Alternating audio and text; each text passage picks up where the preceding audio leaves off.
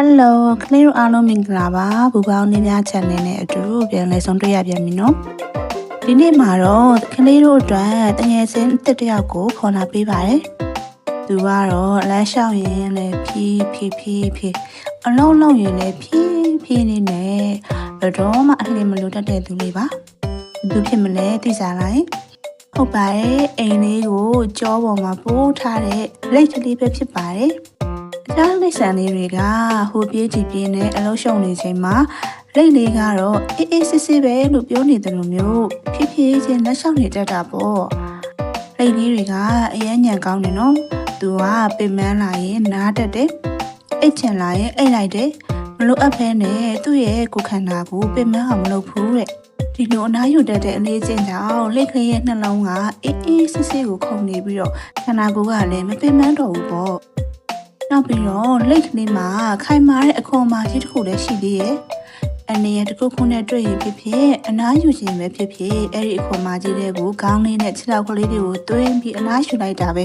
ဒါကြောင့်လိတ်ကလေးတွေဟာဒီနေ့အလွန်အကျွံမပင်မတော့ပဲနှစ်ပေါင်း100ကျော်တောင်အသက်ရှည်နေနိုင်ကြတာပါအော်ဆရာကောင်းတဲ့လိတ်ကလေးတွေရဲ့ညှို့ဝှက်ချက်ကလေးတွေသိလားလိတ်တချို့ဆိုရင်လူသားတွေထက်တောင်အသက်ပိုရှည်ကြတယ်နော်အချို့လိတ်တွေဆိုရင်နှစ်ပေါင်း150ကျော်အထိတောင်အသက်ရှင်နိုင်ကြတာပါလိတ်လေးတွေကတစ်နေ့ကိုနာရီအများကြီးအနားယူရတာကိုအရမ်းကြိုက်တယ်အနားယူတာကသူတို့အတွက်တော့အားရင်တွေပြန်ဖြစ်နေတာပေါ့လမ်းလျှောက်တာနှေးပြီမဲ့လိတ်လေးကဘယ်တော့မှအရှုံးမပေးဘူးနော်ဖြစ်နဲ့မမှန်သွားတာဟာလိတ်လေးရဲ့အတော်ဆုံးအချက်ပဲဖြစ်ပါတယ်ကဲကလေးတို့ရောလိတ်ကလေးလိုမျိုးဖြည်းချင်းလမ်းလျှောက်ပြနိုင်မလားလိတ်ကလေးကတင်ပေးနေရကတော့အမြဲတမ်းအနှင်မလိုပဲအနားယူဖို့မမေ့ဘူးဆိုရင်ဘဝကပို့ပြီးတော့အေးချမ်းလာမယ်ဆိုတာပါပဲ